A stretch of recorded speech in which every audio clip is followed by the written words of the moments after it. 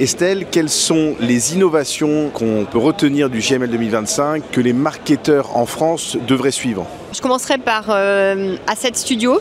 C'est un produit qui nous aide en termes de création à vraiment leverager au maximum l'intelligence artificielle pour faire en sorte qu'à partir d'un packshot d'un produit par exemple ou d'un visuel extrêmement simple, vous puissiez ensuite soit avoir un background extrêmement sophistiqué, soit avoir une vidéo. C'est assez puissant. Et ça permet à toutes les entreprises, quels que soient vos moyens et vos ressources, d'aller très vite sur des qualités de création extrêmement avancées et qui peuvent concurrencer des beaucoup plus gros concurrents qui, eux, ont plus de moyens sur la création. Donc je dirais ça, c'est pour moi le premier game changer. Le second, c'est le fait que Performance Max a maintenant un Channel Reporting Management et supercharge avec l'AI, AI Overviews, qui permet en fait d'avoir une requête qui est beaucoup plus fluide et qui est proche d'un agent AI pour avoir plus à la fois de requêtes et à la fois des requêtes plus granulaires et donc plus qualifiées et donc une meilleure conversion. Et puis la troisième innovation qui est pour moi AI Max, qui est un tout nouveau produit qui permet d'aller chercher plus de prospection basé non pas sur les keywords mais complètement sur du prédictif basé sur vos data et sur des comportements d'usagers et de clients et qui permet aussi d'adapter la copie selon l'efficacité recherchée par rapport aux requêtes qui sont faites. Donc c'est des produits pour moi qui sont assez essentiels et qui vont permettre de bien améliorer vos performances. Si tu étais CEO d'une ETI française, comment commencerais-tu par intégrer l'IA au sein de ton entreprise ? Je commencerai par deux choses en parallèle.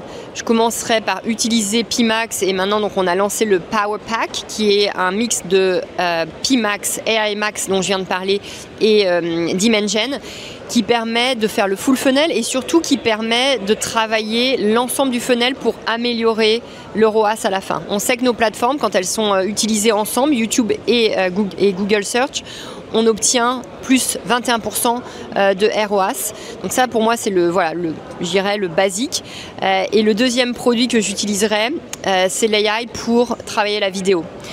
Aujourd'hui, on sait que c'est une grosse partie de la performance qui est liée à la création, que les plateformes nécessitent un certain nombre de formats, un certain nombre de déclinaisons créatives et que l'AI permet de faire ça à moindre coût avec beaucoup de réactivité et de tester également, faire beaucoup d'A/B testing sur la création. Quelles sont les questions que les marketeurs français ne vous posent pas assez et ne te posent pas assez chez Google? C'est une excellente question. J'adorerais que les clients me parlent tout le temps de comment je peux aller plus loin sur l'international, comment je peux étendre et expand mon business à l'international de façon plus rapide et de façon plus efficace.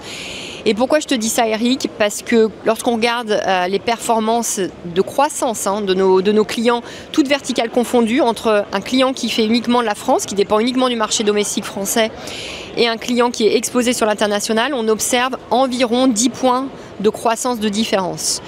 Et lorsqu'on regarde le retail spécifiquement, c'est 20 points de différence. Donc un retailer français qui n'opère qu'en France va faire peut-être plus 5%, lorsque un retailer qui lui a déjà une belle exposition internationale, même si elle est concentrée sur quelques marchés, il va faire plutôt plus 25%. Donc c'est critique à la fois pour la pérennité des business, pour la rapidité de la croissance et c'est pas quelque chose, notamment avec nos produits, notamment avec l'AI, qui est complètement inaccessible, même pour des très petites entreprises. Lorsque je parle à des CEO qui conseillent notamment des petites entreprises, des startups, le premier conseil qu'ils donnent, c'est penser directement, dès le début de votre business plan, comment vous allez aller sur différents marchés. C'est la clé parce que souvent l'écueil que j'observe ou que la déception que j'observe chez les clients, c'est je vais déjà maximiser la France pendant quelques années, j'en ai sous le pied et après on verra. Et en fait, le problème, c'est que après on verra, en parallèle, il y a des concurrents, notamment internationaux, qui sont beaucoup plus export-minded, qui vont aller très vite sur l'international. Et donc, quand vous êtes au stade de j'ai déjà pas mal saturé le marché français, je suis dans la phase on va voir ce qui se passe à l'international, vous avez déjà perdu énormément de parts de marché parce que des concurrents sont déjà très implémentés et très implantés sur des marchés clés.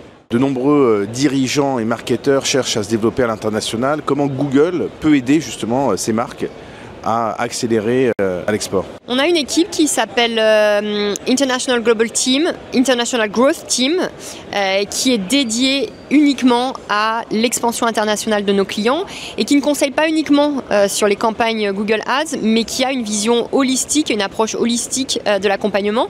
À savoir, on va regarder d'abord, est-ce que vous avez déjà des marchés internationaux sur lesquels vous allez être implanté, et on va regarder avec des datas, est-ce que c'est les bons? Est-ce qu'on vous conseille peut-être de pondérer certains marchés plus que d'autres?